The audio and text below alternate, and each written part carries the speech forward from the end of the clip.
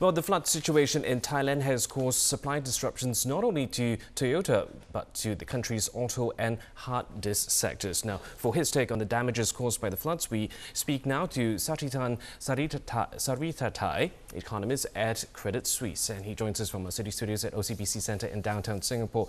Now, we've seen manufacturers in the central provinces experience substantial property and equipment damage. Domestic supply chains have also been disrupted. But apart from the domestic economy, how big of a risk is this to the rest of Asia, and which sectors do you see being affected the most?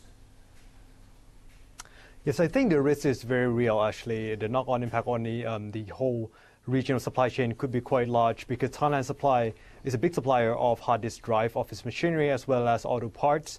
From our analysis, we found that Malaysia is probably one of the most exposed countries when it comes to these supply shortfall. And we're already seeing news that cars production and electronic production in Malaysia is being halted.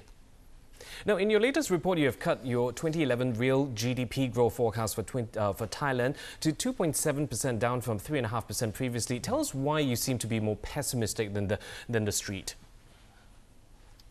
Yes, I think one thing to remember is that, this is not just a problem of flood, but Thailand is already experiencing a global part of a global slowdown, which will hit its export. And this was supposed to come through in Q4 anyway. So adding this, the flood is like a fuel to the fire, which can pull down the growth even further. And that's why we are a bit pessimistic about growth this year.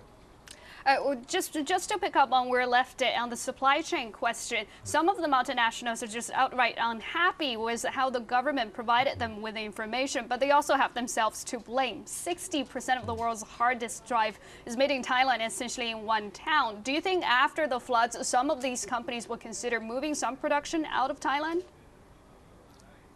Yeah, I think this is a big wake-up call for a lot of companies who think that will move their production to Thailand, thinking that Thailand is free from natural disaster. Of course, it's not. But I think the key factor to watch going forward is really how the government is handling the issue.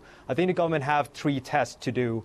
One is the damage control, which so far they haven't done so well. And then they have 2 more tests to do. One is investing in the reconstruction process. And the third thing is to look ahead and try to come up with the prevention measures for the futures. And it's really the test 2 and test 3, which they have to do a good job in order to keep firms in Thailand.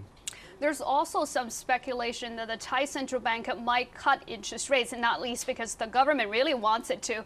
But look at the floods. They could be quite inflationary, aren't they? Is cutting interest rate the best way to go about it?